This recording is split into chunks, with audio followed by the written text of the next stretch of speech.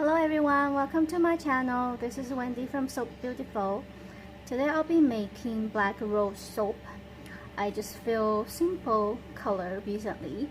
Last time I made a white goat milk soap, so today we will be only using black and white.